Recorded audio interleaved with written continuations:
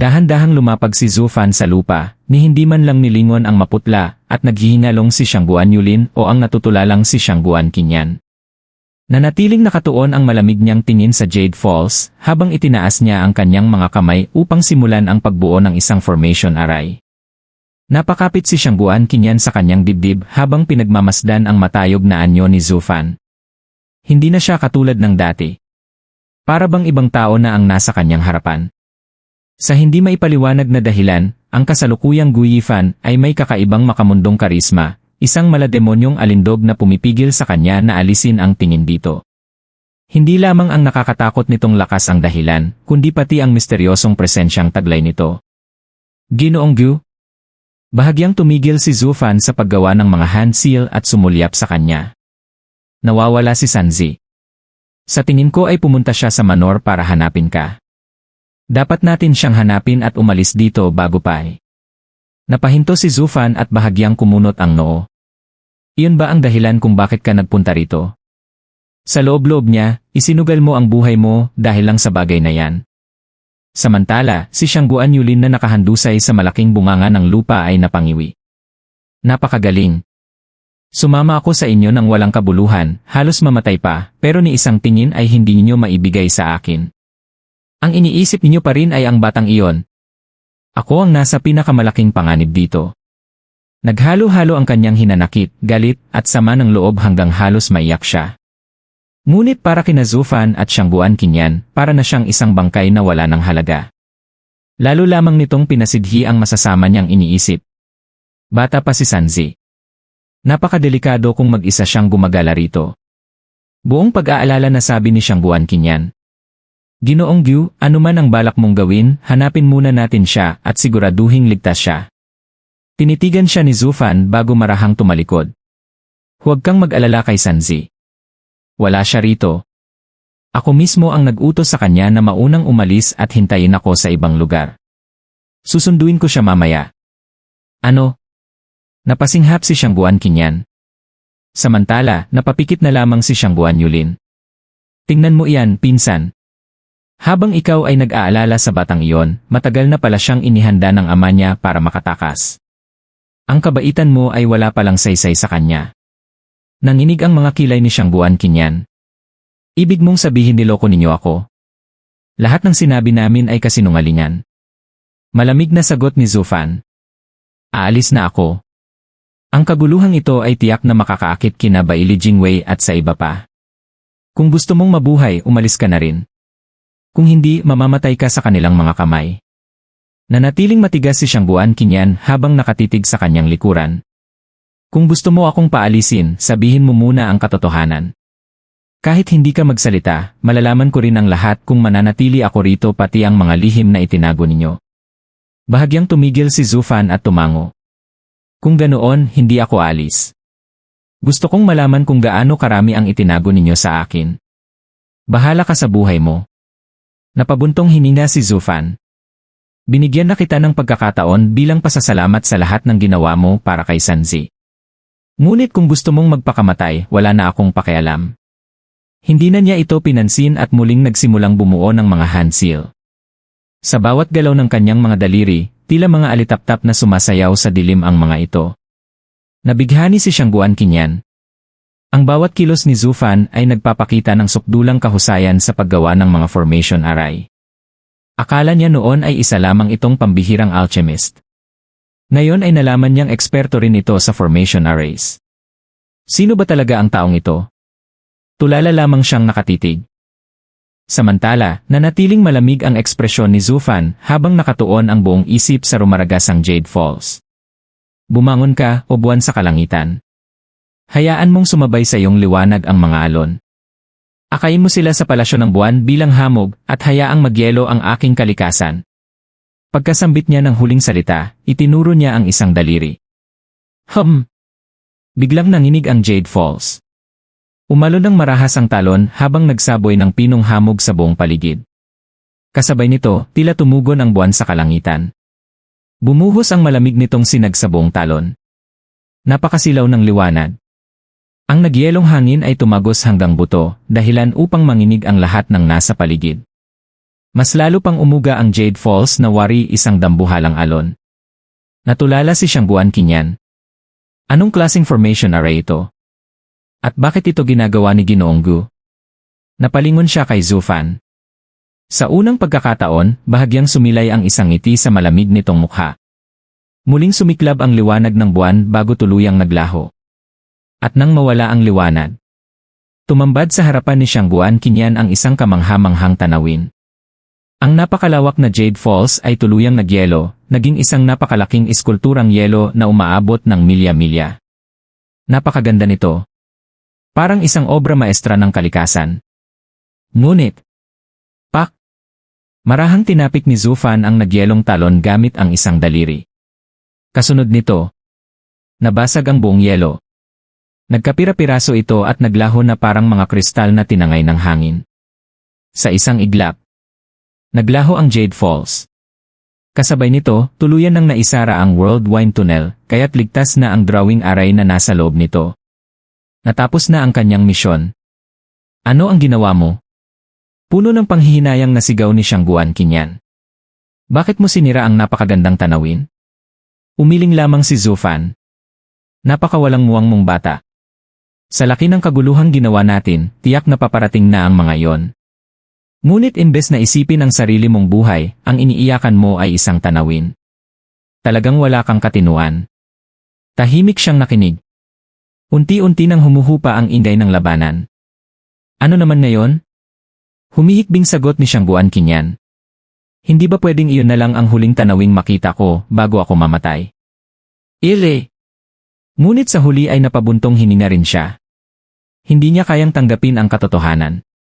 Ngunit sa unang pagkakataon, handa siyang suwayin ang sarili niyang paninindigan upang malaman ang lihim ng lalaking ito.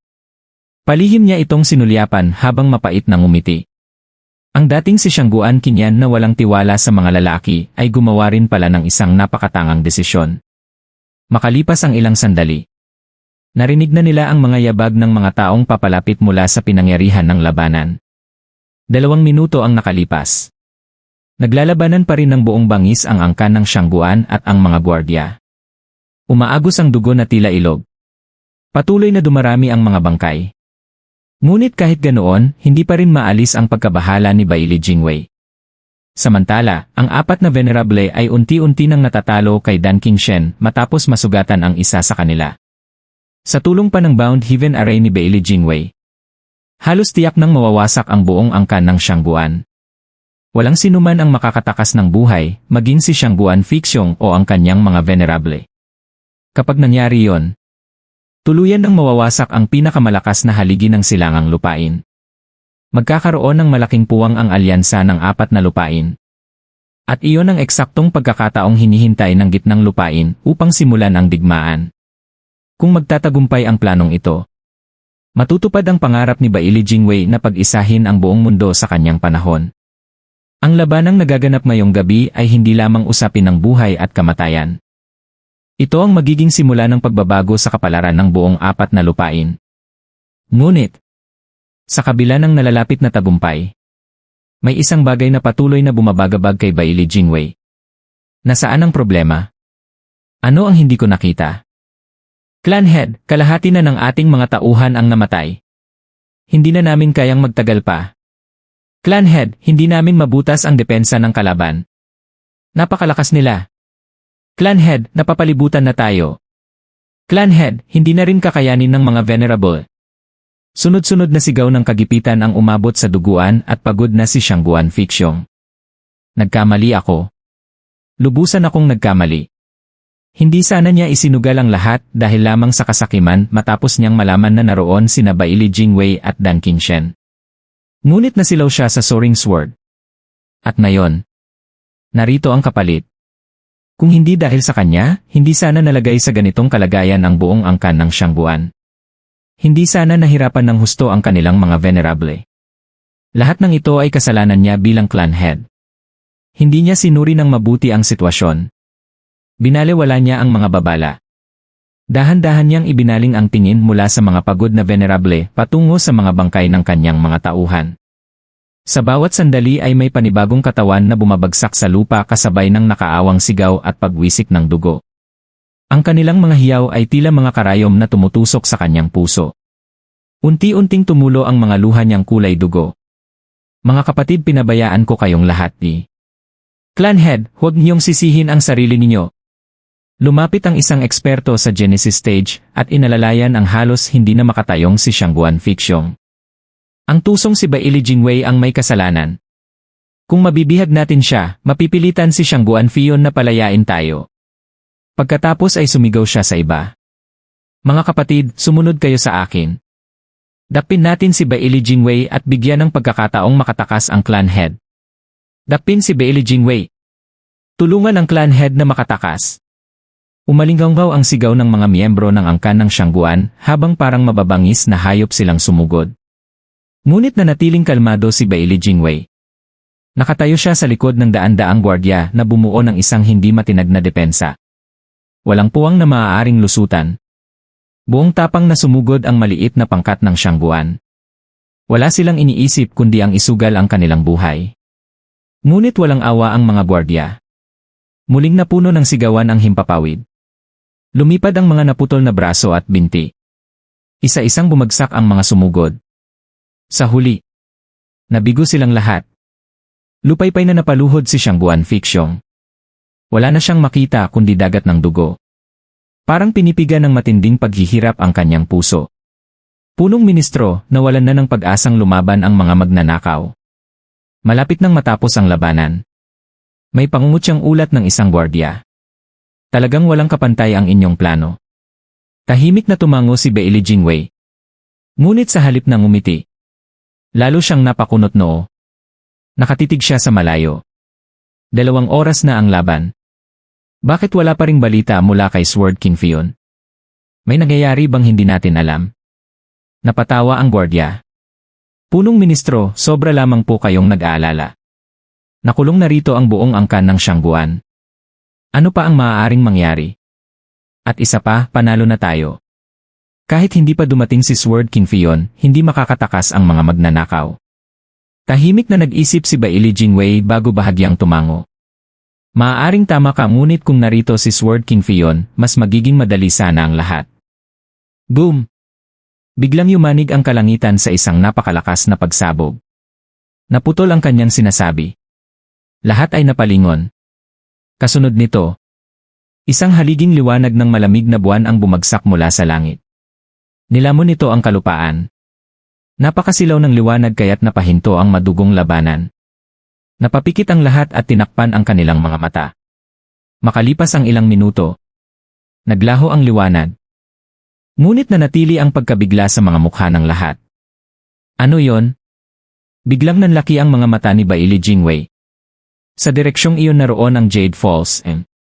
Ang Soaring Sword. Bigla siyang namutla. Tayo ang naloko. Mabilis niyang nilingon ang halos lipol ng angkan ng Shangguan. Sandali siyang nag-alinlangan. Ngunit agad siyang nagpasya. Buksan ang barrier. Sumunod kayong lahat sa akin. Protektahan natin ang Divine Sword. Nagulat ang mga gwardiya. Punong ministro, hindi maaari. Malapit na nating mapatay ang mga magnanakaw.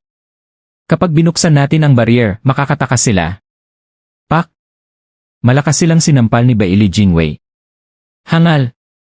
Kailan pa ikaw ang naging punong ministro? Walang mas mahalaga kaysa sa Soaring Sword.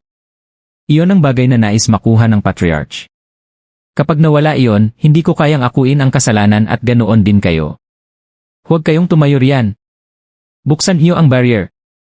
Nanginginig na yumuko ang mga gwardiya. Sabay-sabay silang gumawa ng mga hand seal. Kumawala ang barrier na tila alon sa kalawakan. Muling bumalik ang sariwang hangin ng gabi.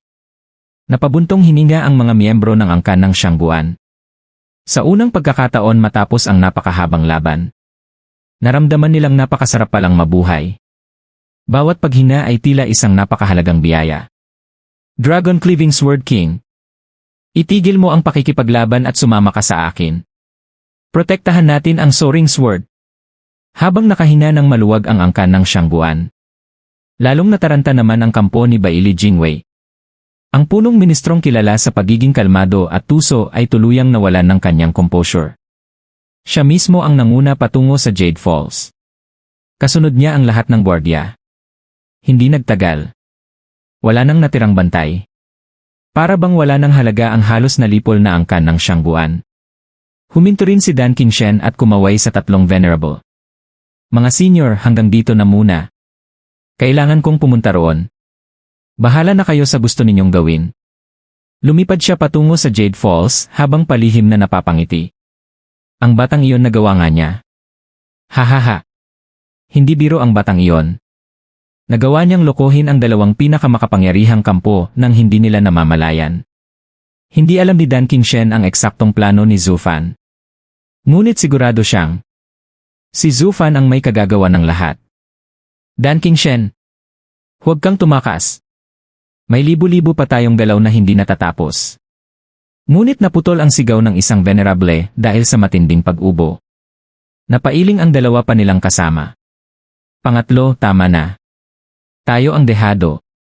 Kung ipagpapatuloy pa natin ang laban, mamamatay lang tayong lahat. Huwag ka nang magmatigas. Nakakahiya lamang. Napabuntong hininga ang venerable. Ang pinakamalakas sa kanlurang lupain talagang hindi madaling kalaban. Agad silang lumapit kay Shangguan Fixiong. Fixiong, kumusta ang pakiramdam mo? Clanhead, ayos lang ba kayo? Nagtipon ang lahat sa kanyang paligid. May bakas pa rin ang takot sa kanyang mga mata. Buhay pa ba tayo? May ibang taong nagtangkang nakawin ang soaring sword habang naglalaban tayo. Nataranta ang kabilang panig at nagmadaling protektahan iyon. Masasabi nating nakaligtas tayo. Napabuntong hininga ang isang venerable. Sino kaya ang ikatlong grupong iyon? Napakatuso niya. Pareho tayong ginawang hangal. Fixiong, pupunta ba tayo roon? Naroon mismo ang soaring sword. Baka ito na ang pagkakataon nating makuha ito. Bahagyang nanginig ang mukha ni Shangguan Fixiong sa pagnanasa. Ngunit mariin siyang umiling. Hindi. Dahil sa ating kasakiman, napakarami na nating nawalan. Ayokong maulit ang parehong pagkakamali. Inuutusan ko ang buong angkan ng Shangguan na umatras. Lisanin natin ang Flying Cloud City. Habang narito si Bailey Jingwei, hindi madaling samantalahin ang sitwasyon. Baka isa na naman itong patibong. Ngunit Clanhead napakalapit na ng soaring sword. Hindi. Ako at ang mga venerable lamang ang pupunta. Kami ang pinakamalakas. Kaya naming makatakas kung kinakailangan. May isang venerable na tila hindi sang-ayon. Ngunit nanatiling matatag si Shangguan Fixiong.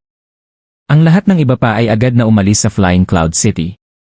Makipagtagpo kayo sa ating mga kasama sa labas. Clanhead! Pasya ko na ito. Mariin niyang pinutol ang kanilang pagtutol. Isang beses na akong nagkamali. Hindi na yon mauulit. Mahalaga ang soaring sword. Ngunit hindi ko isusugal ang kinabukasan ng angkan ng Shangguan para lamang dito. Wala nang nagawa ang lahat kundi sundin ang kanyang utos. Tumango ang mga venerable. Habang ligtas na nakakaalis ang pangunahing hukbo ng angkan ng Shangguan gamit ang mapa ni Zhu Fan. Sina Shangguan Fixiong at ang tatlong venerable ay nagtungo naman sa Jade Falls. Hindi nila alam. Ang napakahalagang soaring sword na pinag-aagawan ng dalawang makapangyarihang kampo ay matagal nang nakuha. At ang taong kumuha rito ay ang mismong taong itinuring nilang isang hamak na piyon lamang. Hush!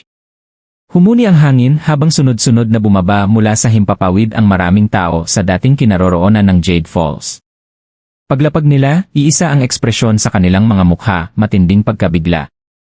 Mula sa mga natutunaw na tipak ng yelo sa lupa, unti-unting inilipat ni Shangguan Qingyan ang kanyang tingin sa dalawang taong akala niya ay kilalang-kilala na niya. Ngunit ang sumalubong sa kanya ay ang malamig na mga mata ni Zhu Fan.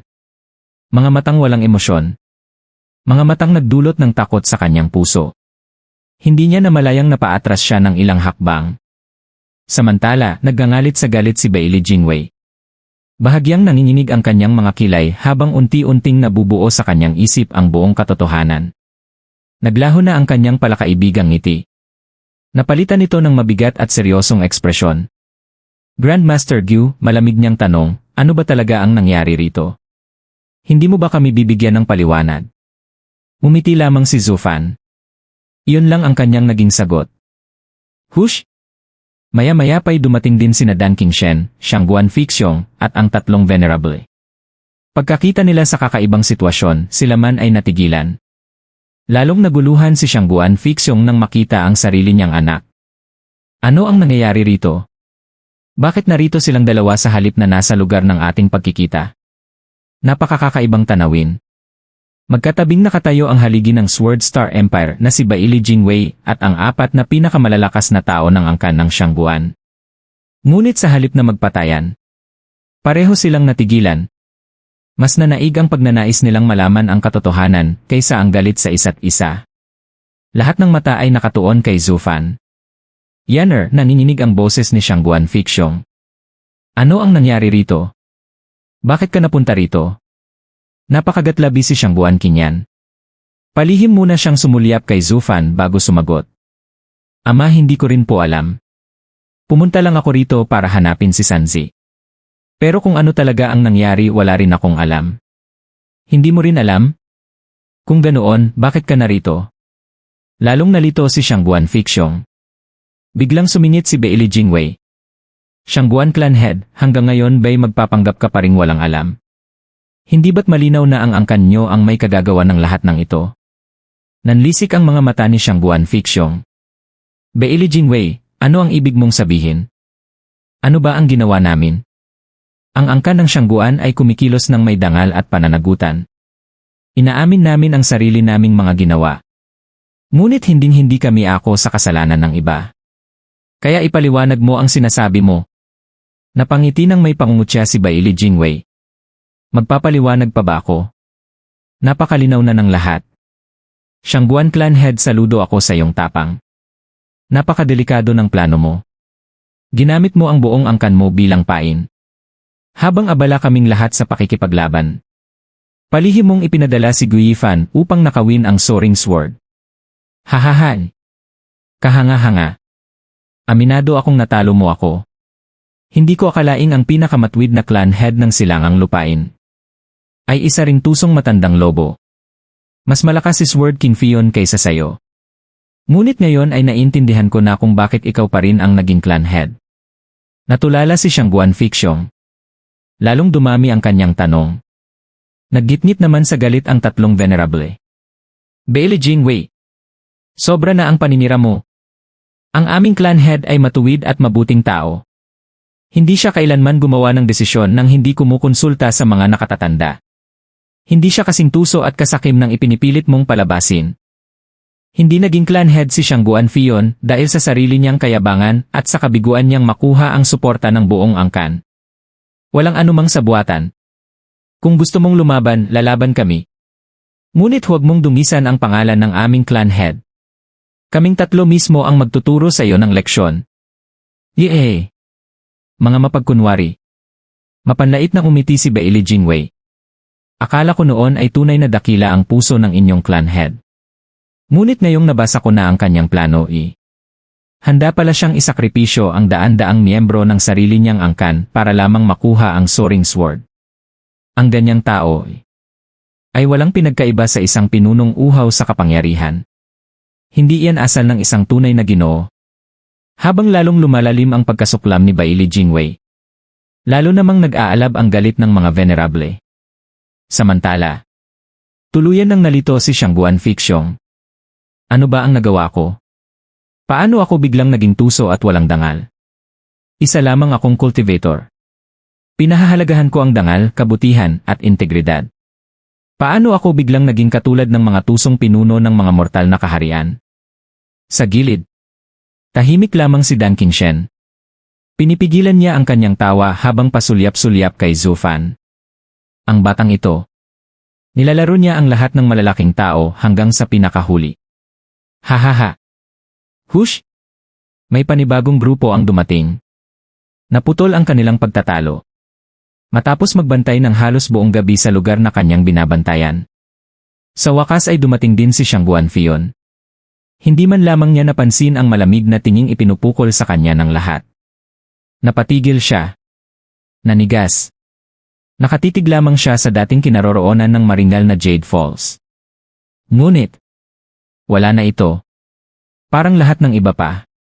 Tuluyan din siyang nawalan ng kontrol. Ano ang nangyari rito? Nasaan ang paraiso ko? Nasaan ang Jade Falls? Nasaan na ito? Napairap si Bailey Jingwei. Sword King Fion. Iyan ba talaga ang inaalala mo ngayon? Ang problema rito ay ang Soaring Sword. Biglang natauhan si Shangguan Fion. Tama ang Soaring Sword. Kung wala na ang talon, nasaan ang espada? Agad niyang nilingon ang lahat. Parang bawat isa ay may utang sa kanya. Sa huli, huminto ang mabagsik niyang tingin kay Shangguan Fixiong. Matandang inutil. Ibalik mo ang Soaring Sword. Habang tinuturing pa kitang kapatid. Napangiwi si Shangguan Fixiong. Gustong-gusto niyang sagutin ang traidor na ito. Ang Soaring Sword ay pag-aari ng silangang lupain. Hindi iyon personal mong gamit. May karapatan akong bawiin iyon.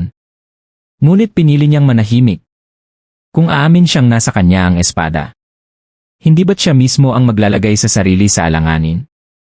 At kung muli silang maglalaban ng hindi man lamang alam ang buong katotohanan, magmumukha lamang silang katawa-tawa. Habang ang tunay na nakakuha ng espada ay malamang na nagtatawanan na sa kanilang lahat. Kaya malamig niyang sinabi, "Wala sa akin ang Soaring Sword. Tigilan mo ako." Sigaw ni Shangguan Fion. "Kung wala sa'yo, sino pa? Huwag kang magpanggap na walang alam. Walang maniniwala sa'yo." Lalong dumilim ang mukha ni Shangguan Fixiong. Sa pagkakataong iyon ay mumiti si Bailey Jingwei. "Shangguan Clan Head. Huwag mo na akong lokohin. Maaaring wala ang espada sa'yo. Ngunit nasa isa sa mga tauhan mo." Kasabay nito, itinuro niya si Zufan. Lahat ng mata ay sabay-sabay na napunta kay Zufan. Ngunit sa halip na mabahala, napatawa pa si Shangguan Fixiong. "Punong Ministro Bailey. Lubha kang nagkakamali. Ang Soaring Sword ay kumikilala lamang sa mga miyembro ng angkan ng Shangguan. Hindi nito kikilalanin ang isang ordinaryong tao." Sumang-ayon din si Shangguan Fion. Alam nilang dalawa ang ugali ng banal na espada. Matagal na nitong nakasama ang kanilang angkan. Hindi ito basta-basta tatanggap ng isang estranghero. Impossible iyon. Ngunit nanatiling kumbinsido si Bailey Jingwei. Nasa gitnang lupain ang Sundering Sword. Kaya alam ko ang ugali ng isang divine weapon. May pakiramdam akong kaya ni Grandmaster Gu na mapasunod ang Soaring Sword kahit hindi siya kabilang sa angkan ng Shangguan. Tama ba ako? Grandmaster Gu. Bahagyang tumaas ang kilay ni Zufan. Isang tusong ngiti ang sumilay sa kanyang mukha. Hindi niya pinansin ang lahat. Dahan-dahan siyang naglakad patungo sa Big Dipper striking array. "Punong Ministro Bailey. Talagang wala kang pinalalampas." Hahahan. Nanlaki ang mga mata ni Bailey Jingwei. "Ibig sabihin nasa iyo nga ang Divine Sword." Biglang sumiklab ang matinding pagnanais na pumatay sa kanyang mga mata. Samantala, natigilan sina Shangguan Fixiong at ang tatlong Venerable. Paano? Hindi naman siya miyembro ng angkan ng Shangguan. Hindi inaalis ni Shangguan Fixiong ang kanyang tingin kay Zufan. Nanginginig ang kanyang mga mata habang nagsalita. "Ifa, na ano ba talaga ang nangyari rito? Bakit nasa iyo ang Soaring Sword? Nabiktima kami ng isang patibong at napakarami naming nasawi. May dapat kang ipaliwanag. Ama, na ambush kayo." Doon lamang lubos na naunawaan ni Shangguan Kinyan ang kahulugan ng mga sigawan at ingay na narinig niya kanina. Hindi pala iyon ang paglusob ng angkan ng Shangguan sa Manor. Sila pala ang pinapatay. "Ama, kumusta ang ating mga tao? Ilan ang namatay?" Mahigpit na nagkiskisan ang mga ngipin ni Shangguan Fixiong. "Marami ang nasawigi." Ngunit sa kabutihang palad, dahil sa kabuluhang nangyari rito, napilitan si Bailey Jingwei na alisin ang barrier. Dahil doon, nakatakas tayo sa ganap na pagkalipol. Napabuntong hininga si Shangguan Kinyan. Bahagyang gumaan ang kanyang pakiramdam. Ngunit nang muli niyang tingnan si Zufan, puno ng pagkalito ang kanyang mga mata. "Mr. Gu, bakit mo ginawa ang lahat ng ito?" Napakunot noo si Bailey Jingwei habang pinagmamasdan ang reaksyon ng mag-ama. Ibig sabihin hindi pala ito bahagi ng plano ng Shangguan Clan Head. Tiningnan siya ni Shangguan Fixiong na parabang isa siyang hangal. "Marami ang nagsasabing ikaw ang pinakamatalinong punong ministro ng Sword Star Empire. Ngayon ko lamang napagtantong labis pala iyong pinalaki. Kahit gaano pa kahalaga ang Divine Sword, isa lamang itong sandata.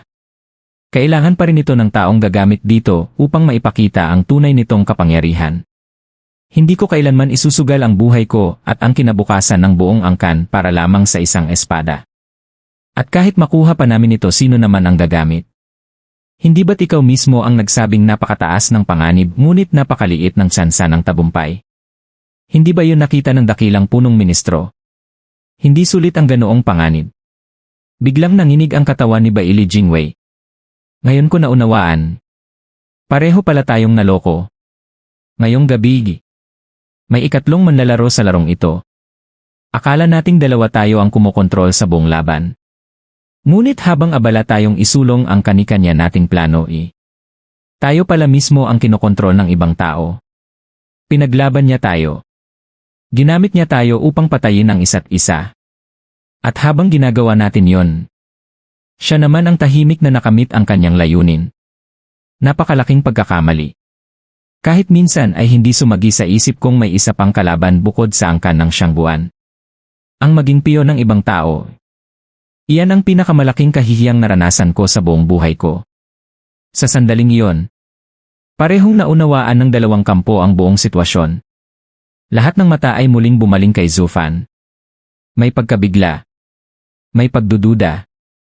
At higit sa lahat, matinding put.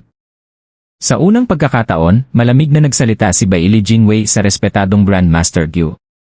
Sino ka ba talaga? At sino ang tunay mong pinaglilingkuran? Umiti lamang si Zhu Fan. Gu Yifan. Isang pangkaraniwan, nag-iisang gumagalang alchemist. Ikinagagalak kong makilala kayo. Hahahan. Lalong nagitngit ang lahat. Ang mga taong ito ay pawang pinakamakapangyarihang pinuno sa kani-kanilang lupain. Ngunit sa paningin ng isang binata, isa lamang pala silang katuwaan. Kapag nalaman ito ng buong mundo, sila ang magiging katatawanan. Sanay silang sila ang kumokontrol sa lahat. Sanay silang sila ang nagdidikta ng kapalaran ng iba. Kaya hindi nila matanggap ang ganitong kahihiyan. Parehong nag-alab ang pagnanais ni Bailey Jingwei at ng angkan ng Xiangguan na pagpira-pirasuhin si Zhu Fan. Sa isang iglap, si Zhu Fan ang naging kaaway ng lahat. Maliban lamang kay Xiangguan Qinyan. Sa halip na magalit, punong-puno ng pag-aalala ang kanyang puso. Hindi niya alam na nakapaghanda na si Zhu Fan ng sarili niyang daan ng pagtakas. Habang dumarami ang puot na nakatuon sa kanya, mas lalo namang nagiging kalmado si Zhu Fan. Para bang lalo pa siyang nasisiyahan. Napapalibutan siya ng napakaraming eksperto. Pero may oras pa siyang manginsulto. Hindi na nakapagpigil si Xiangguan Fixiong. Gu Yifan. Akala ko si Bailey Jingwei ang naglatag ng bitag na ito. Ikaw pala ang may pakana. Ikaw ang gumawa ng peking mapa upang mailagay kami sa bitag. Malawak na umiti si Zhu Fan. Bahagyang tama. Ngunit hindi pa yan ang buong katotohanan. Kahit ibinigay ko pa ang tunay na mapay, wala ring mababago. Dahil alam kong mauunawaan agad ni punong ministro Bailey ang buong plano at doon niya ilalagay ang kanyang patibong. Ang ginawa ko lamang ay piliin ang lugar. Nanlaki ang mga mata ni Bailey Jingwei. Ibig mong sabihin, alam mo na ang lahat? Mula pa kailan? Simula pa noong Peking Convention. Walang pag-aalinlangang ngumiti si Zhu Fan. Alam niyang malapit na siyang makatakas. Kaya lalo pa niyang pinasarap ang panunukso. Noong ginanap mo ang Peking Convention, napakadali ng hulaan ang tunay mong balak. At nang gamitin mo si Xiangguan Yulin bilang tauhan mo nasa loob na yon ang lahat ng aking plano. Nanigas sina Xiangguan Fixiong at Xiangguan Qinyan. Si Xiangguan Yulin, isang traitor. Hindi sila makapaniwala. Ngunit ang biglang pagbabago ng ekspresyon ni Bailey Jingwei ang siyang naging pinakamalinaw na patunay. Bahagyang pumikit si Bailey Jingwei. Bagaman pilit niyang itinago ang kanyang pagkabigla. Ibig sabihin, ikaw ang humila ng lahat ng tali mula pa noon? Sa kabilang panig, si Xiangguan Yulin na dugo ang nakahandusay sa malaking hukay ay muling nagsuka ng dugo. Halos maiyak siya. Punong ministro, kayo mismo ang nagsiwalat na traidor ako. Paano pa ako makababalik sa silangang lupain? Paano pa ako magpapanggap bilang espiya?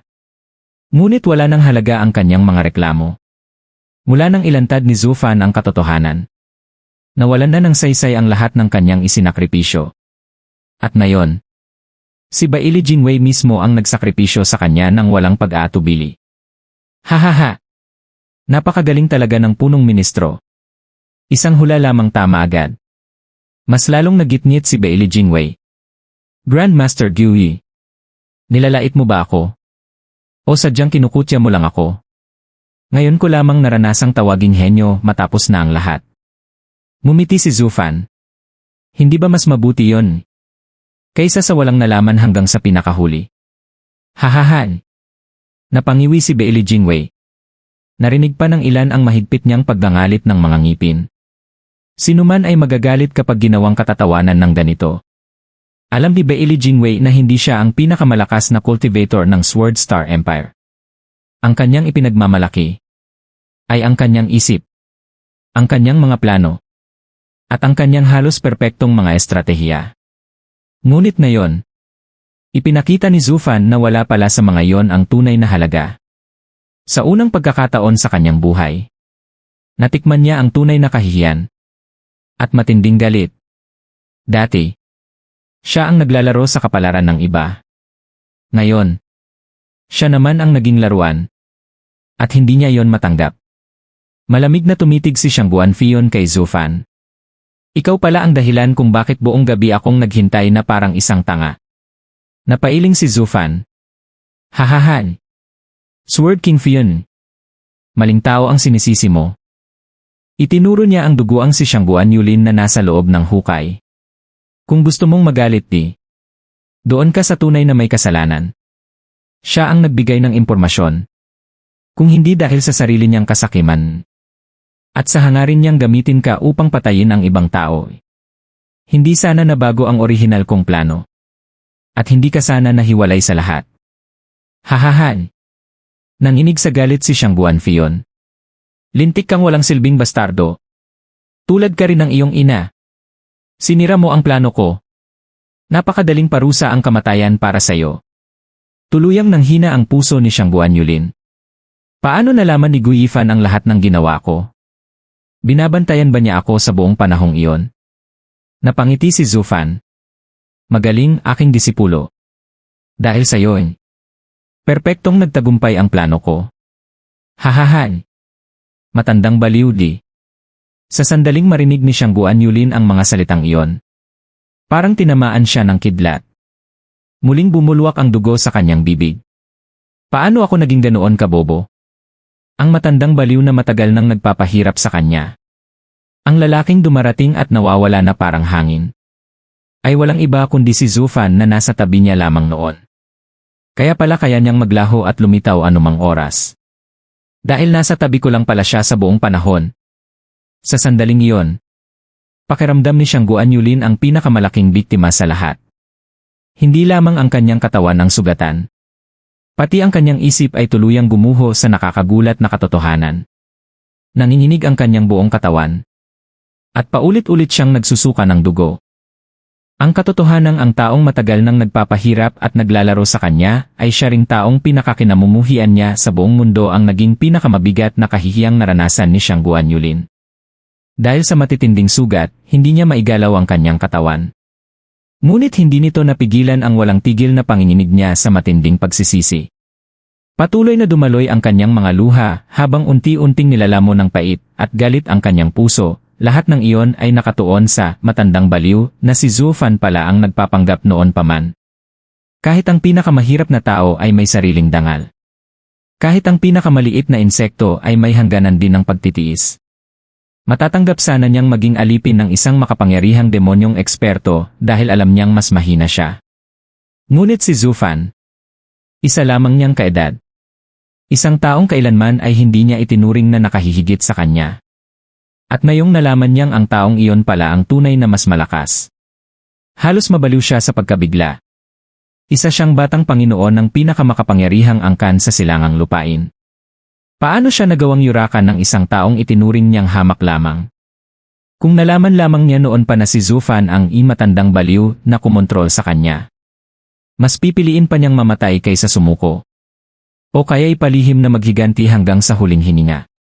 Ang dahilan kung bakit natakot siya noon sa matandang baliw ay dahil wala siyang alam tungkol dito. At iyon mismo ang ginamit ni Zufan laban sa kanya. Habang lalo pang nanginginig at humahagulgol si Xiang Guanyulin sa pagsisisi. Lalo namang nakumpirma kay Zufan na tama ang kanyang naging desisyon. Ang isang tunay na utak ng plano ay kailangang manatiling misteryoso. Ang takot ay nagmumula sa hindi nalalaman. Kung magiging tapat ka at ilalantad ang lahat ng lihim mo, wala kang maiiwang pananakot sa iyong mga kalaban. Napansin ng lahat ang kakaibang kilos ni Xiang Guanyulin. Ngunit walang nakakaunawa kung bakit ganoon ang kanyang reaksyon. Ano bang nangyari sa kanya? Hindi lang naman siya ang naloko. Lahat tayo ay naisahan. Para umiyak siya ng ganyan, mahina talaga ang kanyang loob. Si Bailey Jingwei lamang ang bahagyang nakaunawa sa nararamdaman ni Xiang Guanyulin. Pareho silang mga taong ipinanganak na may mataas na katayuan. Ang ganitong uri ng kahihiyan ay tumatagos hanggang sa kanilang dugo. Hindi iyon maintindihan ng iba. Tanging ang isang taong minsang pinaglaruan ng isang hamak na binata ang makaunawa sa ganitong uri ng paglapastangan. Para itong isang pulubi na dumura sa mukha ng emperador sa harap ng buong mundo. Kahit patayin pa nila ang lahat ng naroroon, hindi pa rin mabubura ang kahihiyang iyon. Malamig na tumitig si Bailey Jingwei kay Zufan. Totoong si Xiang Guanyulin ang nagbigay ng maling impormasyon. Ngunit ang ugat ng lahat ng ito ay ikaw, Mr. Gu. Tumawa si Zufan. Hahahan. Salamat sa papuri. Kaunti lamang ang ginawa ko. Kaunting pagbabanta lamang sapat upang gusto niya akong patayin. At dahil doon lalo lamang naging magulo ang sitwasyon. Eksakto sa inaasahan ko. At eksakto sa gusto kong mangyari. Tama ka, punong ministro. Lahat ng ito ay dahil sa akin. Pagkarinig niyon, mas lalo pang humagulgol si Xiang Guanyulin. Isa na namang mabigat na dagok ang tumama sa kanyang pagmamataas. Ang buong akala niya, sinikap niyang patayin si Zufan. Ngunit sa huli, siya pala ang tumulong upang magtagumpay ito. Para sa isang taong ubod ng taas ng tingin sa sarili. Ito ang pinakamapait na sampal. Sa lahat ng pinaghirapan ko, nakatulong lang pala ako sa sarili kong kaaway. Wasak na ang aking dangal. Tuluyan na siyang umiyak na parang isang bata. Sa sobrang awa ng kanyang kalagayan, unti-unti nang napalitan ng pagkainis ang galit ng iba. Maging si Xiang Guanfion ay napailing. Ganito ba ang taong umaasang maging susunod na pinuno ng silangang lupain? Napakahina. Tahimik na tumango si Bailey Jingwei. Mr. Guyi, napakahusay ng naging hakbang mo. Hinding-hindi ko ito malilimutan. At aaminin kong tunay kitang hinahangaan. Ngunit ang paghanga niyang iyon ay hindi na paghanga, kundi pag-iingat. Ang taong kayang gawing piyon maging si Bailey Jingwei ay hindi dapat maliitin.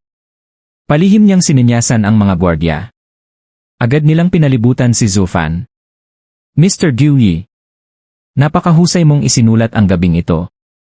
Lahat ay umayon sa gusto mo. Kaya naniniwala akong nakapaghanda ka na rin ng paraan para makatakas. Ngumiti si Zufan. Hahahan. Talagang matalino ka, punong ministro. Kung alam mo na pala, bakit ka pa nagsasayang ng oras sa pakikipag-usap at pagpapalibot ng mga tauhan mo? Malamig na ngumiti si Bailey Jingwei.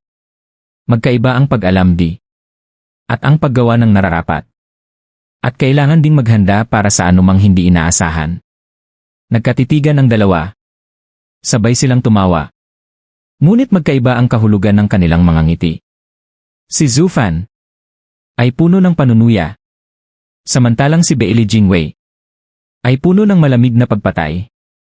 Habang ang dalawa lamang ang nagtuturingang karapat-dapat na kalaban. Pakiramdam ni na Xiang Guanfixiong at ng tatlong venerable ay para silang hindi umiiral. Napangiwi silang lahat. Parang isa na namang dagok sa kanilang dignidad. Hoy! Kami rin ang pinakamalalakas na eksperto ng silangang lupain. Kahit isang tingin man lang sana. Ngunit sino nga ba ang may pakialam sa apat na matatandang iyon? Hindi si Zufan. Hindi rin si Bailey Jingwei. Lalo nang hindi si Xiang Guanfi yun. Tutal. Wala naman sa kanila ang soaring sword. Lahat ng mata ay nakatuon lamang kay Zhu Fan. Lahat ay naghihintay. Paano siya makakatakas? Paano niya malalampasan ang napakaraming eksperto? Bakit siya ganoon katiwala sa sarili? Ang hindi nalalaman. Ang siyang pinakakinatatakutan ng tao. At iyon ang dahilan kung bakit lalong naging tensyonado ang lahat. Sa gilid. Tahimik lamang na nakatitig si Xiang Guanqinyan. Para bang ibang tao na ang nakikita niya. Ang dating mahina at ordinaryong alchemist na minsang nagligtas sa kanya. Ay isa palang halimaw na kumokontrol sa kapalaran ng lahat. Hindi ito katulad ng kanyang ama na namumuno sa pamamagitan ng katuwiran. Si Zhu Fan ay ipinanganak upang mamuno. May kakaiba siyang otoridad na kusang nagpapasunod sa iba. At para sa isang dalagang tulad ni Xiang Guanqinyan, hindi niya namalayang unti-unti na siyang nahuhulog sa lalaking ito. Ngunit walang panahon si Zhu Fan upang mapansin yon. Daan-daang mata ang nakatutok sa kanya. Muli niyang nilingon si Beili Jingwei. Punong ministro.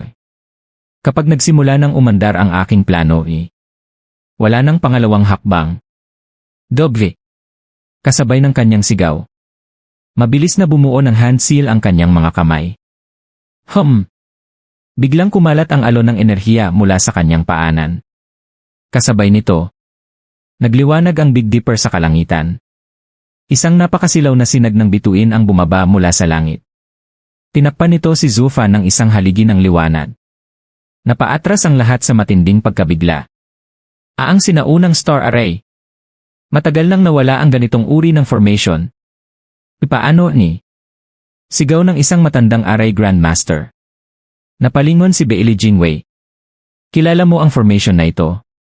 Tanong niya sa isa sa 11 antas na array grandmaster na isinama niya mula sa kabisera. Ano ang ginagawa nito? Titig na titig ang matanda sa nagliliwanag na formation. Puno ng paghanga ang kanyang mga mata. Natauhan lamang siya nang sigawan siya ni Beili Jingwei. Punong ministro. Maraming uri ng star arrays. Magkakaiba ang kanilang kakayahan.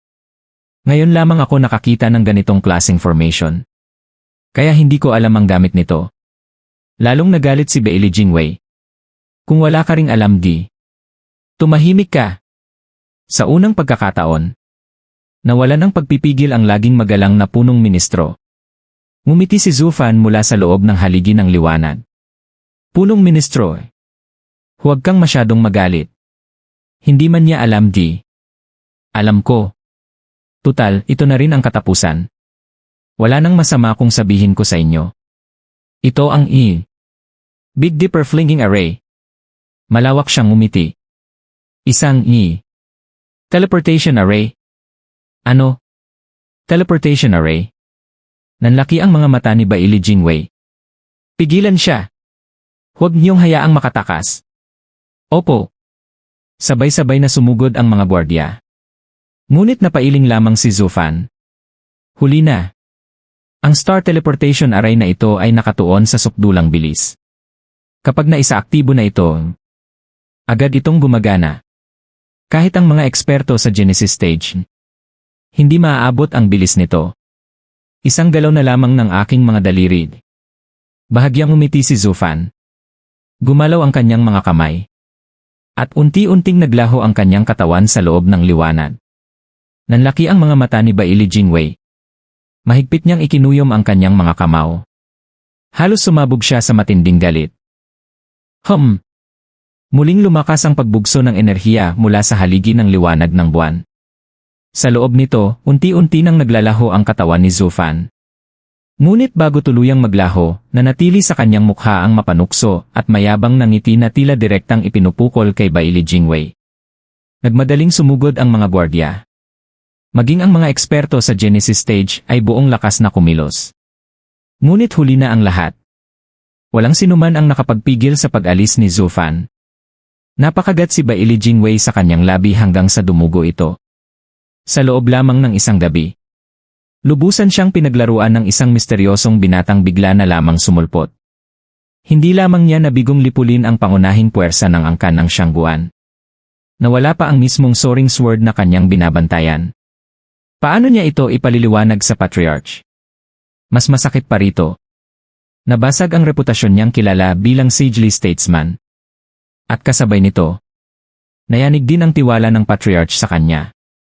Sa loob lamang ng isang gabi, ang maliwanag niyang kinabukasan ay biglang nabalot ng matinding kadiliman. Habang nagngangalit sa galit si Bailey Jingwei, tahimik namang napangiti si Dan Qingshen. Sa kanyang isip ay bahagya siyang tumango. Binata, binabati kita sa matagumpay mong pagtakas. Sigurado akong magkikita pa tayong muli. Hahaha. Hush! Biglang may isang aninong kumislap. Sa isang iglap, sinunggaban nito ang maputi at maselang leg ni Shangguan Qinyan. Ah! Napasinghap ang dalaga. Hindi pa siya lubos na nakababawi sa pagkabighani sa ginawa ni Zhu Fan. Mahigpit ang pagkakasakal sa kanya. Namula ang kanyang mukha habang desperado siyang huminga. Shangguan Fion! Galit na sigaw ni Shangguan Fixiong. Wala ka na bang hiya? Isa kang rurok ng Genesis stage, ngunit sasaktan mo ang isang bata. Kahit hindi mo isipin na pamangkin mo siya, isipin mo man lang ang iyong dangal. Kung gusto mong lumaban, ako ang harapin mo. Bitawan mo si Yanner. Malamig na suminghal si Shangguan Fion. Matandang inutil eh. Pareho nating alam ang agwat ng ating lakas. Wala akong interes na makipaglaban sa'yo.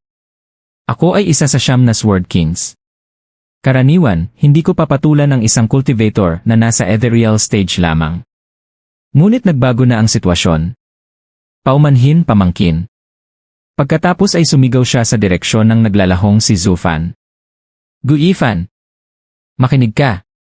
Iwan mo ang soaring sword. At palalayain ko ang babaeng ito. Kung hindi mamamatay siya. Biglang natigil ang galaw ng mga kamay ni Zhu Fan.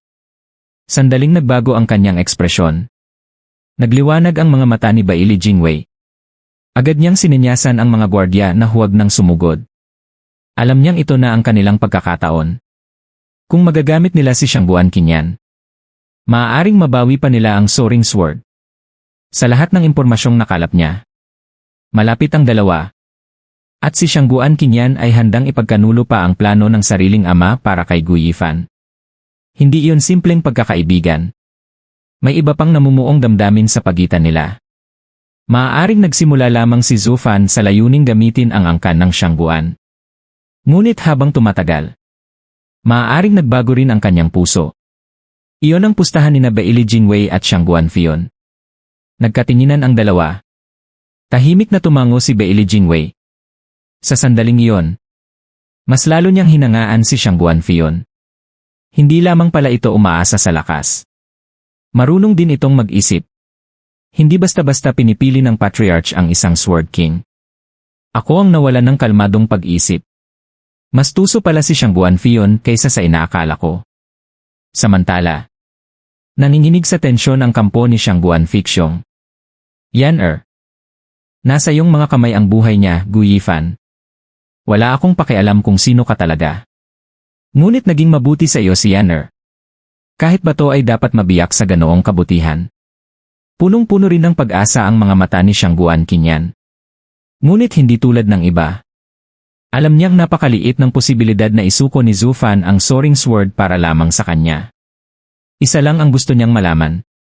May puwang ba siya sa puso nito? Kahit isang katiting lamang. Kahit tumanggi ito dahil wala itong magagawa. Sapat na yon para sa kanya. Ngunit, sa harap ng lahat, umiti lamang si Zhu Fan. Sword King Fion, nasisiraan ka na ba ng ulo? Talaga bang inaasahan mong mabablackmail mo ako gamit ang anak ni Shangguan Fixiong? Sigurado ka ba dyan? Napabuntong hininga ang lahat. Mukhang hindi sapat si Shangguan Qinyan upang mapatigil si Zhu Fan. Nanginig sa galit si Shangguan Fixiong.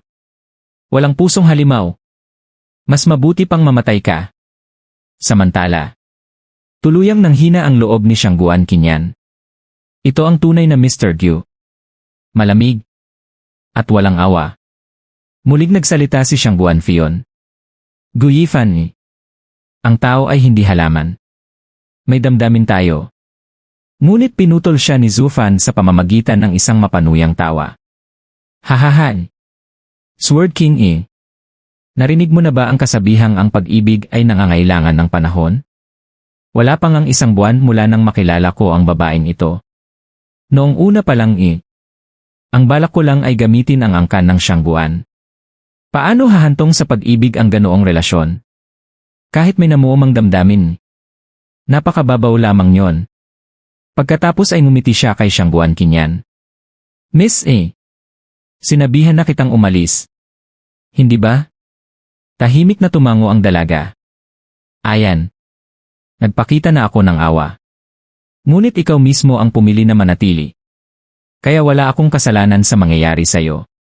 Muli niyang hinarap si Xiang Guanfion. Talagang matitigas ang ulo ng mga kabataan. Handa silang isugal ang lahat. Kailangan talaga nilang matuto. May iba ngang maraming beses natututo. Habang ang iba naman ay isang beses lang.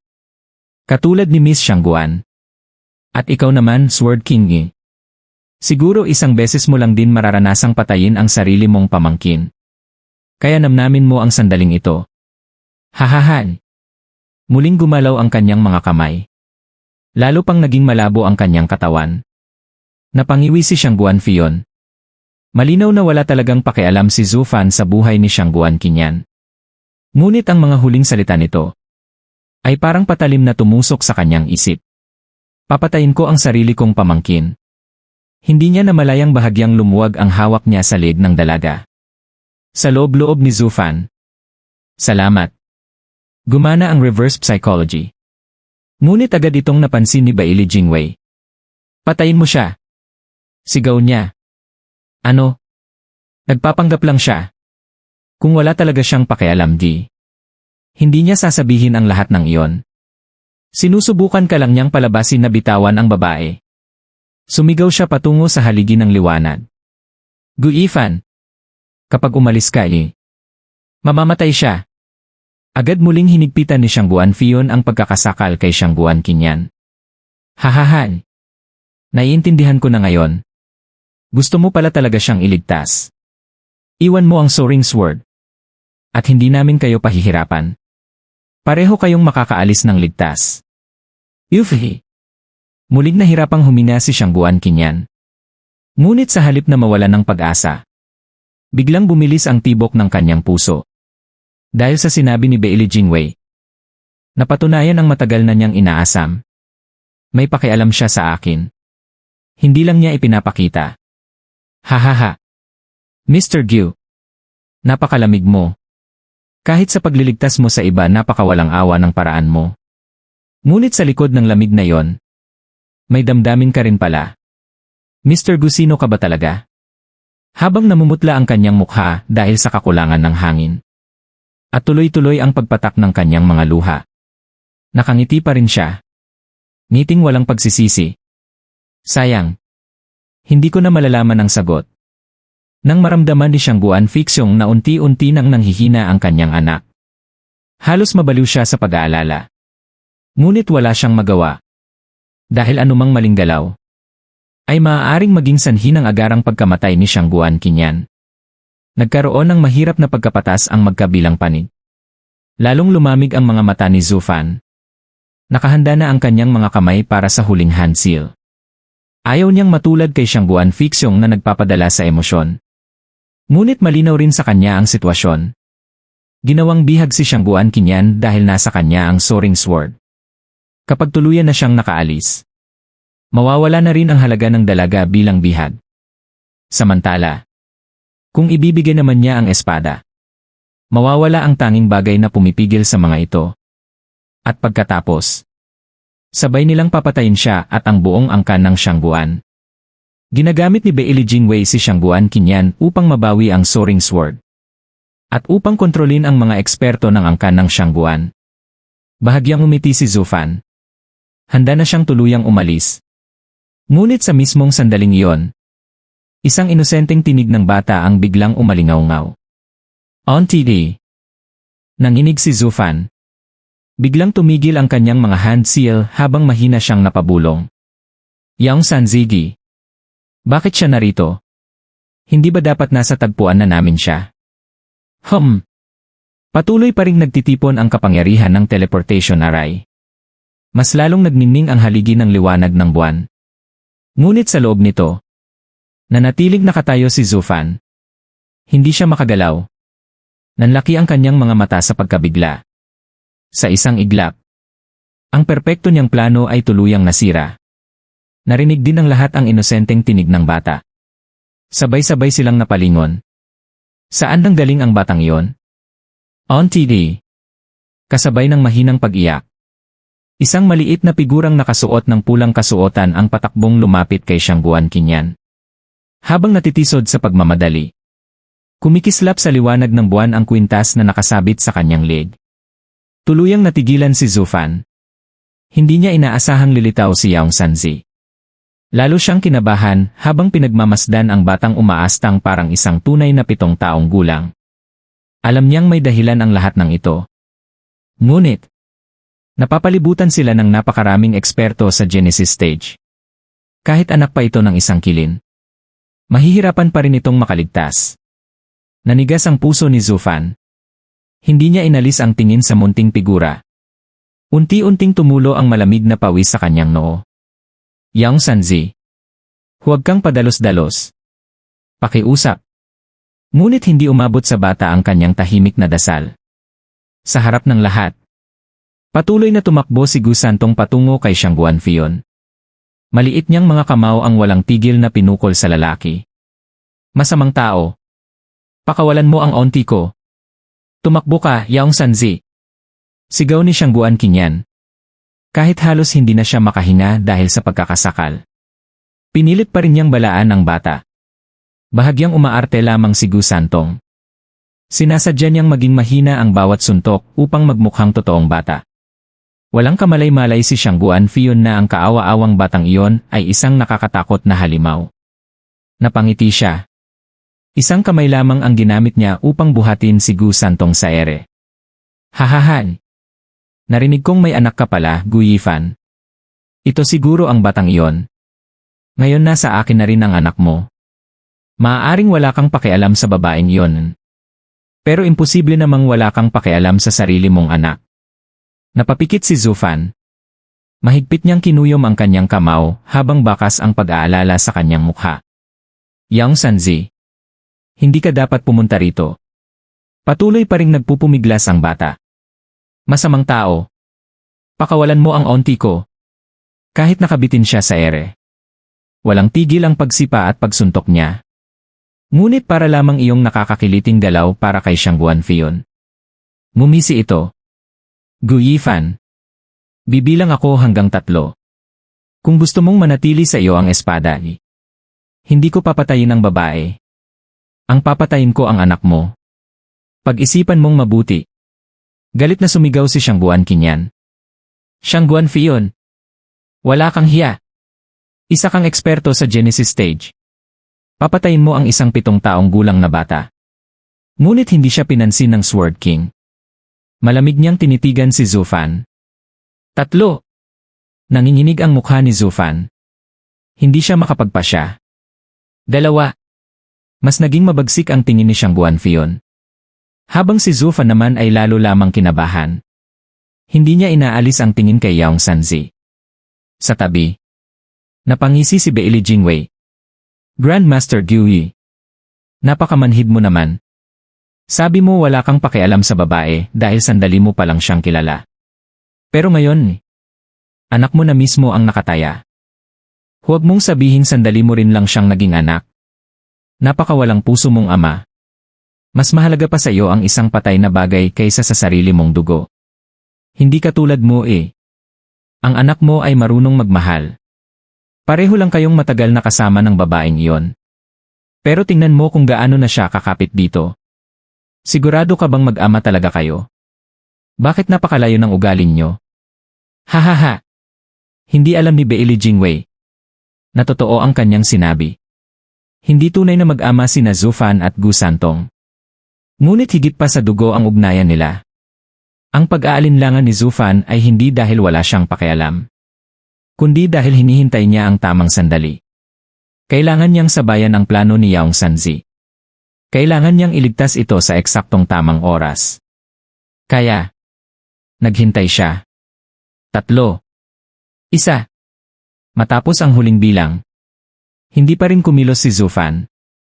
Mabangis na umisi si Xiang Guanfion. Napakawalang puso mong ama. Kahit ang sarili mong anak ay kaya mong pabayaan.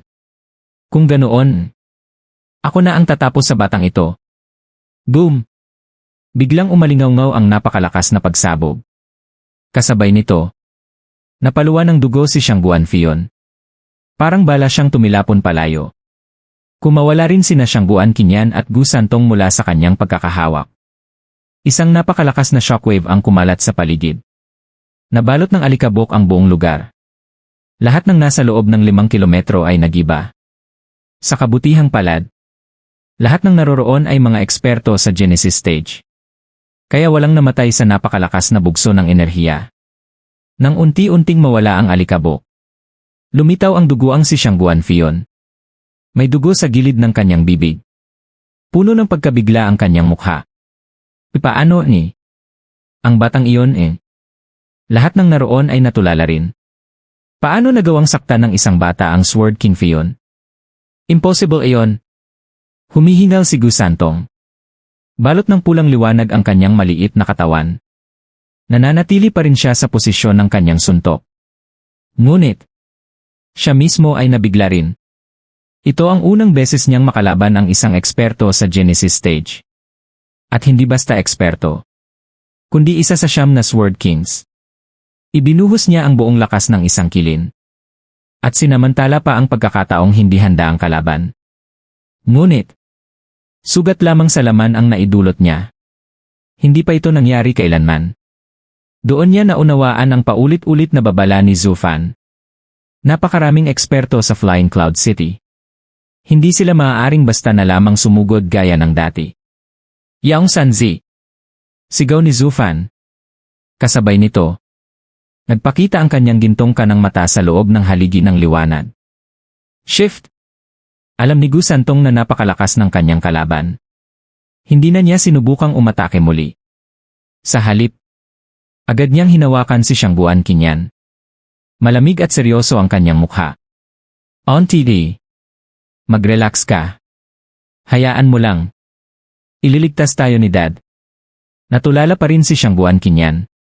Ngunit nang makita niya ang seryosong ekspresyon ng 7 taong gulang na bata, hindi niya namalayang tumango siya.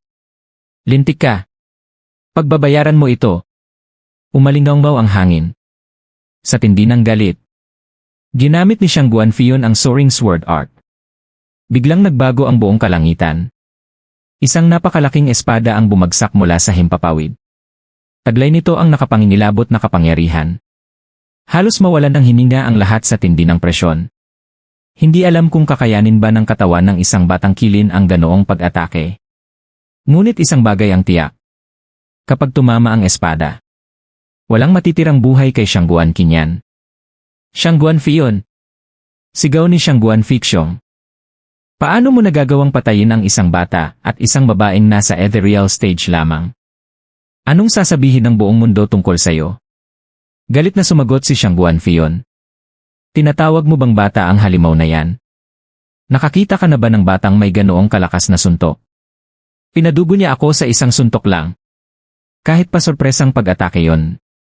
Hindi iyon normal. Natigilan si Xiang Guanfixiong. Samantala, si Zhu Fan ang pinakaabalang tao sa buong lugar. Pinilit niyang gamitin ang Divine Eye of the Void ng higit pa sa kanyang limitasyon. Kailangan niyang maunahan ang espada ni Xiang Guanfion. Kailangan. Yaong Sanzi. Namula ang kanyang mga mata.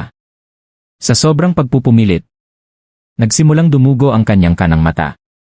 Ngunit wala siyang pakialam. Nakatitig lamang siya kay Gu Santong. Unti-unting nagsimulang mabaluktot ang espasyo sa paligid ng bata. Kasabay nito, halos dumikit na ang napakalaking espada. Isang hibla na lamang ang pagitan nito sa kanilang kamatayan. Ngayon, ang magiging kapalaran ni Gu Santong at Xiang Guanqinyan ay nakasalalay kung sino ang mas mabilis. Si Xiang Guanfion o si Zhu Fan. Hush! Umalingaw sa buong paligid ang tunog ng pagkapunit ng kalawakan.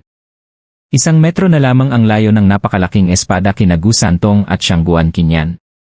Kasabay nito, pilit na binabaluktot ng Divine Eye of the Void ni Zufan ang espasyo sa ilalim nila upang mailigtas ang dalawa. Magkasabay na kumilos sina Xiangguan Fion at Zufan. Isa ang naglalayong pumatay. Isa naman ang desperadong nagliligtas. Pareho nilang ibinuhos ang buong lakas. Ngunit sa labanang iyon, unti-unting nahuhuli si Zufan.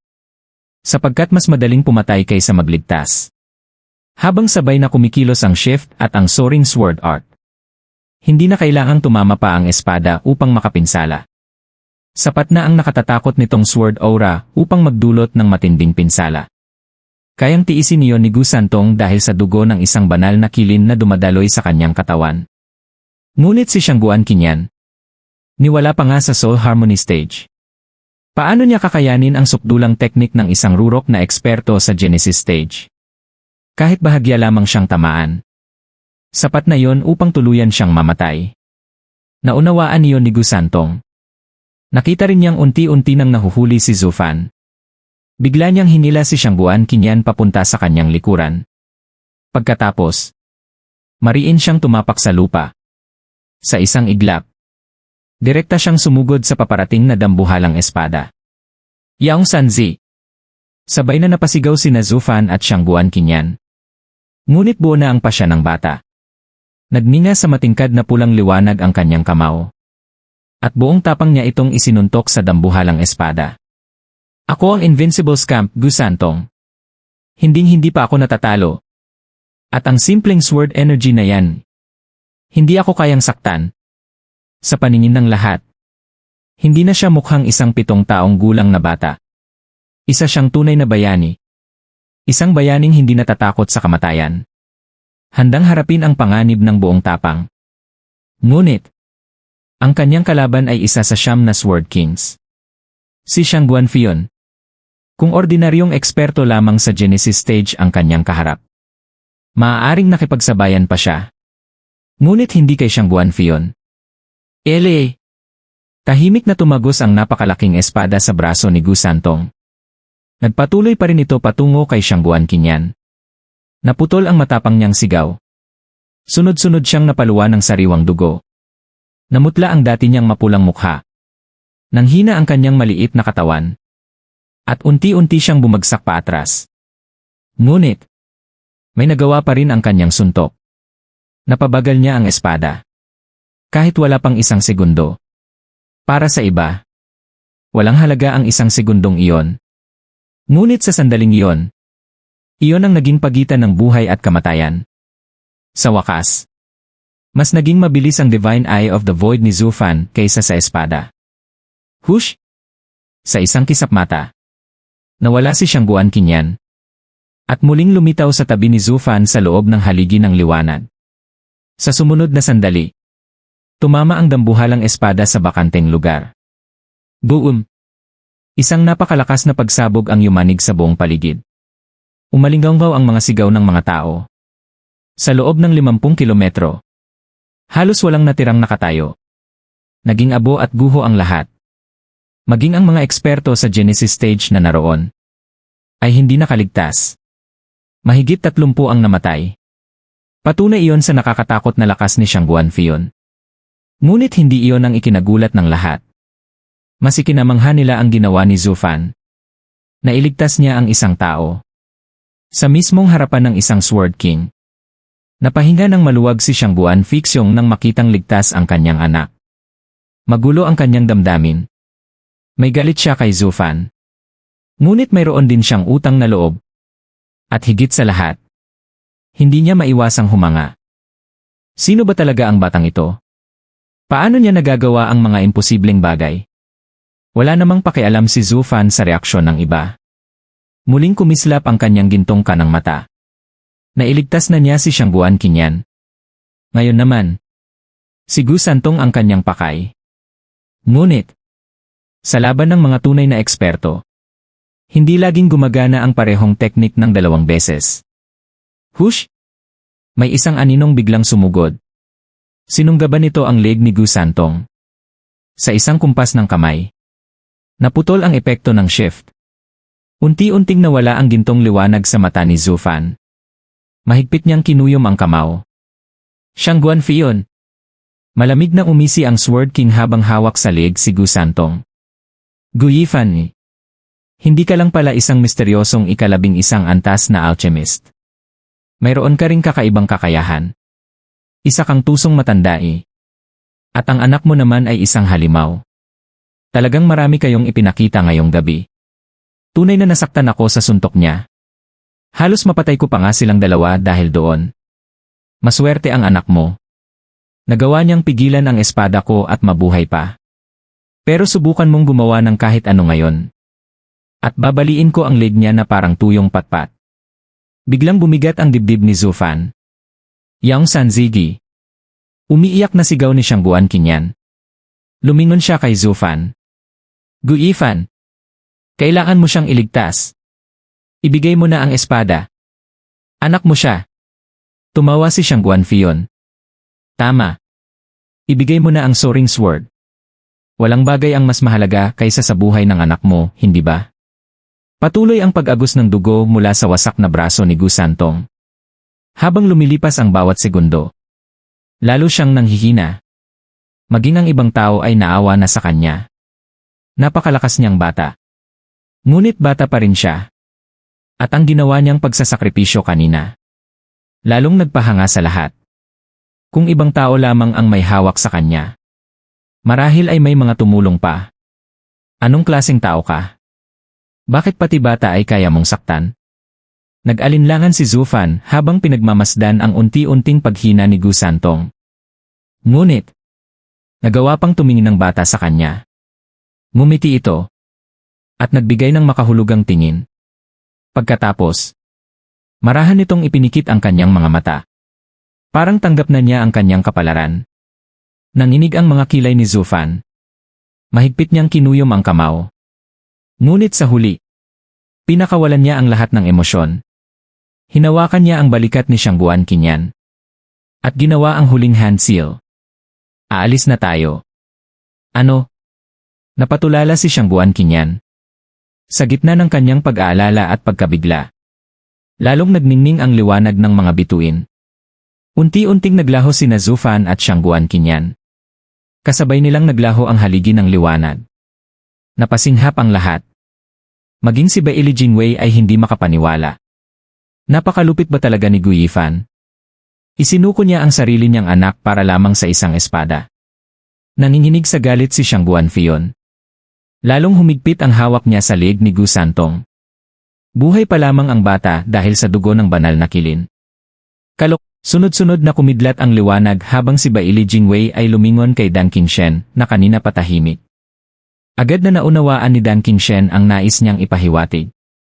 Lumapit siya, hinawakan ng punong ministro, at sabay silang lumipad patungo sa sinagnang liwanag. Bilang isang ethereal stage lamang, alam ni Baili Jingwei na hindi niya kayang habulin ang iba sa sarili niyang bilis.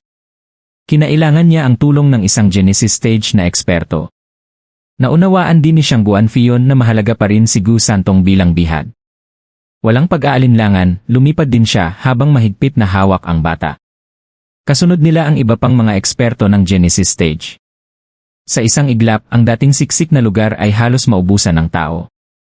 Naiwan na lamang sina Shangguan Fixiong, ang tatlong venerable, at ang halos mamatay ng si Shangguan Yulin. Napatingin silang apat sa isa't isa, tila hindi makapaniwala. Parang wala silang halaga. Hindi man lamang sila pinansin ng kanilang mga kalaban. Para bang dekorasyon lamang silang iniwan sa likuran.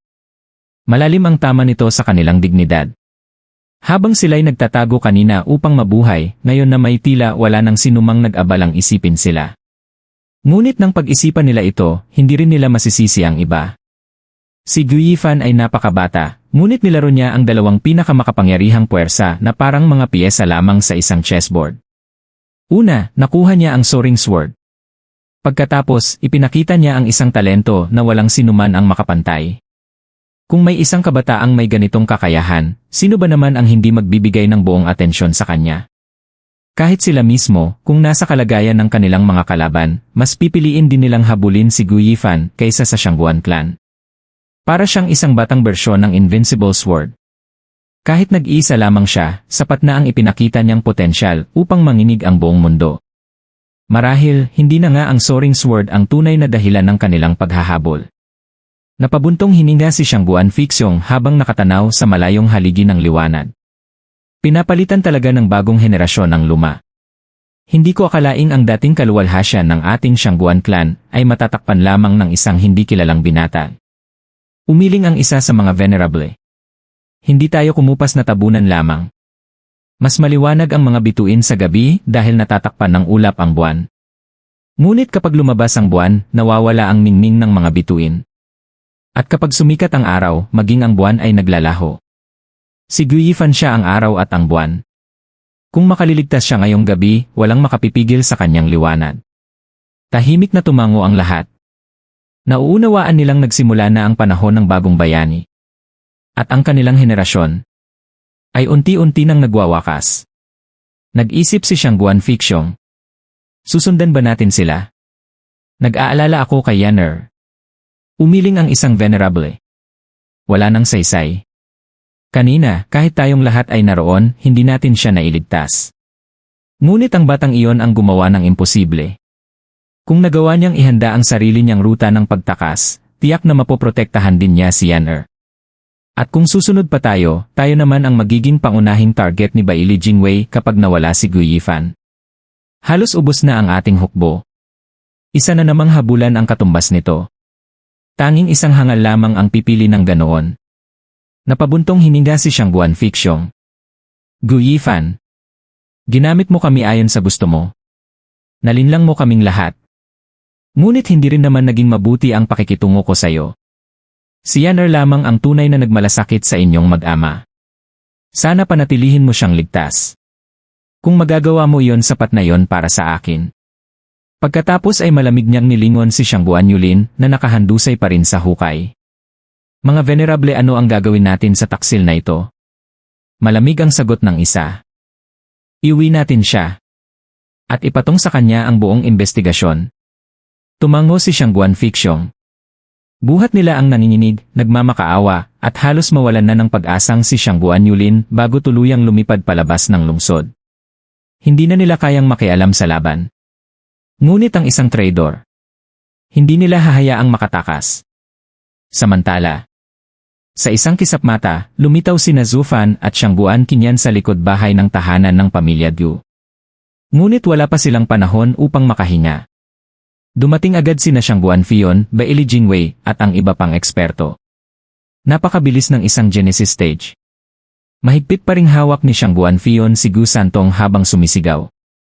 Guiyifan, hindi mo gusto ang anak mo, kaya ibinalik ko siya sa'yo. Ibigay mo ang soaring sword.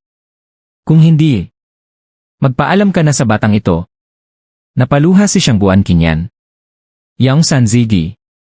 Ngunit nanatiling walang emosyon ang mukha ni Zhu Fan. Tahimik niyang binuo ang panibagong hand seal. Merak. Hush! Muling bumagsak ang liwanag ng Big Dipper.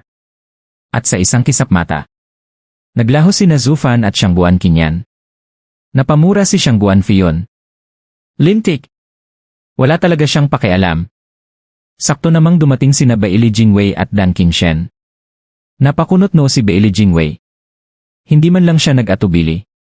Napailing si Xiangguan Fion. Kasing lamig siya ng bato. Hindi mas masahol pa.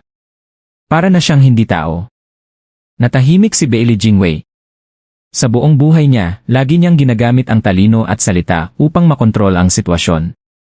Ngunit si Zhu Fan, hindi man lamang humihinto upang makinig. Wala siyang pagkakataong manipulahin ito. Biglang muling sumiklab ang isa pang haligi ng liwanag sa malayo. Habulin sila! Sigaw ni Baili Jingwei. Muli na namang nagsimula ang habulan. Lumilipat ang liwanag sa iba't ibang bahagi ng Flying Cloud City habang desperadong sinusundan ito ng mga eksperto. Nakakatawa ang naging tanawin. Ang buong Flying Cloud Manor ay tila naghahabol lamang ng isang sinag ng liwanag na hindi nila kailanman maabutan. At sa unahan, si Xiangguan Fion ay lumilipad habang pasan si Gu Santong. Mistulang isang matandang asawa na hinahabol ang tumatakas na asawa upang ibalik ang kanilang anak. Halos kulang na lamang ay magwala siya sa gitna ng lansangan. Sa isip niya ay paulit-ulit na nagmumura. Lintik kang Guiyifan. Anak mo ito. Ibinabalik ko na nga sa'yo, ayaw mo pa rin kunin. Kapag ginawa mo pa ulit ito, ibaon ko na lang ang batang ito. Ngunit hindi niya magawa. Dahil alam niyang si Gu Santong ang natitira nilang pinakamahalagang alas. Samantala, si Zhu Fan ay panatag na ngayong alam niyang buhay pa si Yaong Sanzi. Sa paningin ng iba, isa siyang walang pusong ama. Ngunit iyon ang pinakamatalinong hakbang. Kung magkasama silang dalawa, pareho silang mamamatay. Ngunit kung ang isa ay makatakas dala ang soaring sword, tiyak na pananatilihin buhay ng kalaban ang isa pa bilang bihag. Iyon ang tunay na plano ni Zhu Fan. Ginagamit ni Xiang Guanfion si Gu Santong upang makuha ang soaring sword. At ginagamit naman ni Zhu Fan ang soaring sword upang pilitin silang panatilihing buhay si Gu Santong. Hindi pa niya alam kung paano siya makakabawi. Ngunit habang paulit-ulit siyang lumilipat sa iba't ibang bahagi ng lungsod, patuloy ring gumagana ang kanyang isip. Ang pagsasakripisyo ni Yaong Sanzi upang iligtas si Xiang Guanqinyan ay hindi bahagi ng plano. Kung nais niya itong iligtas, kailangan muna niyang ihanda ang lahat ng mabuti. Para kay Zhu Fan, ang soaring sword ay walang halaga kung ikukumpara sa buhay ni Yaong Sanzi. Kumikislap ang kanyang mga mata. At sa kanyang malamig na mukha, makikita ang isang matatag na pasya. Fekda, Megrez, Alyoth, Mizar. Sa bawat bituing sumisikat at nagpapadala ng liwanag mula sa kalangitan, mabilis na nagbabago ang hand seals ni Zhu Fan. Sa bawat paglipat ng kanyang mga kamay, agad din siyang naililipat ng daan-daang milya palayo kay Xiang Guanfion. Makalipas ang ilang sandali, mahigit 500 milya na ang layo nila mula sa Flying Cloud City. Parang mga gamu-gamong nahuhumaling sa liwanag, walang tigil na hinahabol ni na Xiang Guanfion ang bawat sinag na bumabagsak mula sa langit.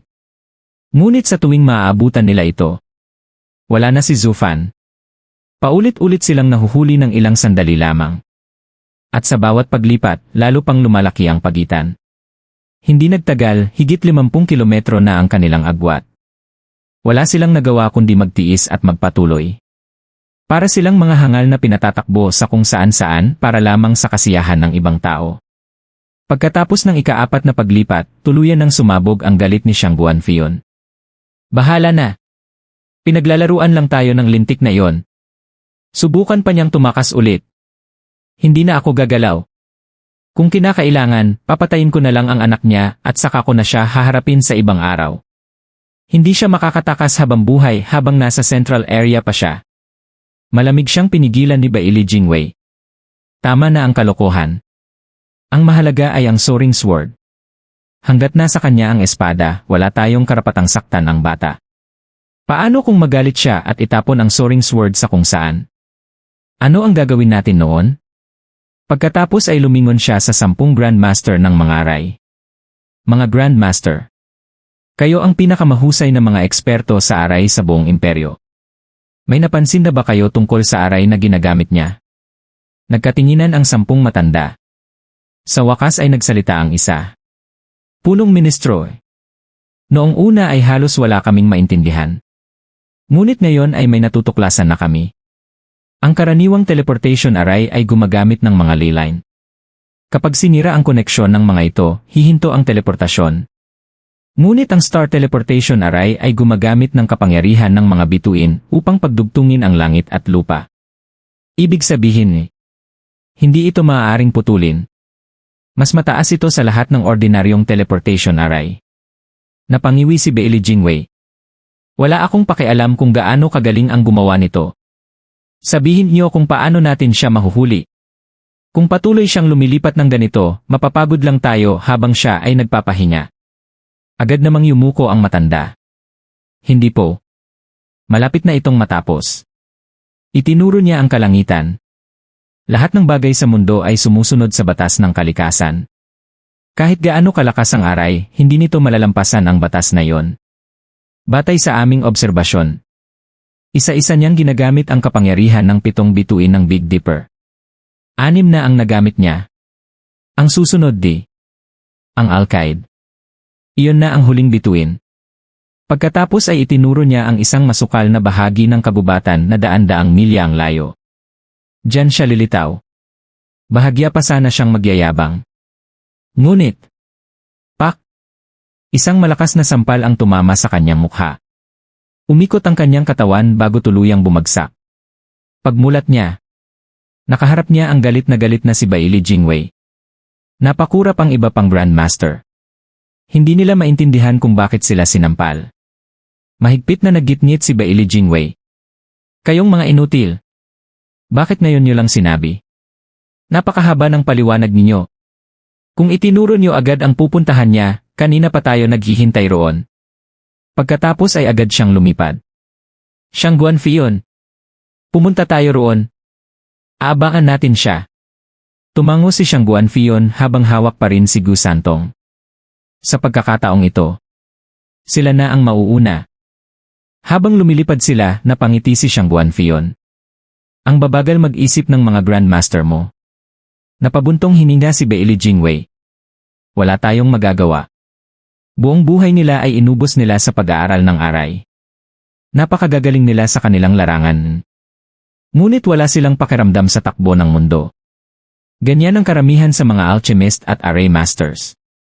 Kapag sobrang nakatuon sa kanilang sininggi, nawawala ang kanilang praktikal na pag-iisip. Tumango si Siyang Guanfion. Totoo. Karamihan sa kanila ay parang mga iskolar na walang alam sa totoong buhay. Pero kakaiba ang batang iyon. Napakahusay na alchemist Ngunit higit pa roon mas tuso pa siya kaysa ahas. Paano niya nagawang maging ganoon? Tumango si Bailey Jingwei. Isa siyang pambihirang nilalang. Isang taong kayang lituhin ang lahat. At kasabay noon, nagbibigay ng napakalaking panganib. Tahimik lamang na nakinig si Dan Qingshen habang binubuhat si Bailey Jingwei. Sa kanyang isipan ay napangiti siya. Ang karaniwan ay walang kinainggitan. Ngunit ang tunay na henyo, laging nagdadala ng panganib. Binata. Ilang sandali pa. Narating nila ang lugar na itinuro ng Grandmaster. At gaya ng kanyang sinabi, muling bumagsak ang liwanag ng Alkaid. Kasabay nito ay lumitaw sina Zufan at Siyang Guanqingyan sa loob ng haligi ng liwanag. Malakas na tumawa si Siyang Guanfion. Hahaha! Tama ang matandang iyon. Dito ka nga lumitaw. Grandmaster Gu. Ibinalik ko na ang anak mo. Tingnan natin kung paano ka pa makakatakas. Napasinghap si Siyang Guanqingyan. Paano nila tayo naabutan agad? Kadarating lang natin. Kalmadong sumagot si Zufan. Naunawaan na nila ang galaw ng aray. Normal lang. 10 Grandmaster ng aray ang kasama nila. Ngunit hindi man lamang siya kinabahan. Patuloy pa rin ang kanyang hand seals. Alkaid. Biglang sumabog ang napakasilaw na liwanag. Sa isang iglap, parang naging araw ang gabi. Maging ang mga eksperto ng Genesis stage ay napilitang huminto at takpan ang kanilang mga mata. Napasigaw si Bailey Jingwei. Ano na naman ito? Hindi man lang tayo makalapit. Sumagot ang mga Grandmaster habang nakapikit din. Hindi pa namin alam. Kailangan pa naming obserbahan. Halos manggalaiti si Bailey Jingwei. Lintik kayo. Palagi na lang kayong walang alam kapag kailangan ko kayo. Sa loob ng liwanag, napangiti si Zufan. Hahahan. Punong ministro. Siyempre hindi nila alam. Pero bibigyan ko sila ng kaunting pahiwatig. Ang pangalan nito ay Big Dipper Flinging Array. Ang pinakamahalagang bahagi nito ay hindi ang 7 bituin, kundi ang dipper mismo. Kasabay ng mapanuyang ngiti. Unti-unting naglaho sina Zufan at Siyang Guanqingyan. Bago tuluyang mawala, iniwan niya ang kanyang huling mensahe. Punong ministro. Maraming salamat sa pag-aalaga sa aking suwail na anak. Kung gusto mo pa rin ang Soaring Sword, palakihin mo muna siyang malusog. Dahil babalikan ko siya balang araw. Hahaha! Biglang nagliwanag ang 7 bituin sa kalangitan. Nagkaroon ng maninipis na sinag na nagdugtong sa bawat isa. Pagkatapos, isang napakalaking sinag ang bumulusok na parang bulalakaw. Hinati nito ang kalangitan. Ang dulo nito ay nakaturo sa North Star. Maya-maya ay bumagsak ang huling haligi ng liwanag sa napakalayong lugar. Sa pagkakataong ito, wala nang sumunod. Napakalayo na nito. Kahit ang Genesis stage experts ay mangangailangan ng ilang araw upang marating iyon. Sa wakas, tuluyan nang nakatakas si Zufan sa ilalim mismo ng kanilang mga ilong. Tahimik na napatitig ang lahat sa kumukupas na liwanag. Buong gabi silang naghabulan. Ngunit wala silang napala. Paulit-ulit lamang silang pinatakbo at pinagtawanan. At ang pinakamasakit sa lahat, ang taong naglaro sa kanila ay isang Radiant stage lamang. Hindi sapat ang salitang kahihiyan upang ilarawan ang kanilang pagkatalo. Hindi lamang ito kahihiyan ng Flying Cloud Manor, kundi pati ng Sword Star Empire, ng 9 na Sword Kings, at maging ng tanyag na punong ministrong si Bailey Jingwei. Napahawak siya sa kanyang noo. At napabuntong hininga. Sa unang pagkakataon sa kanyang buhay, ang kinikilalang pinakamatalinong tao sa imperyo ay buong gabing pinaikot lamang sa palad ng isang binata. Dito muna natin puputulan ang ating nobela ng Magic Emperor. Stay tuned lang, upload ko din agad ang kasunod na chapters. Pa-like and subscribe na lang para updated kayo sa upload natin. Maraming salamat.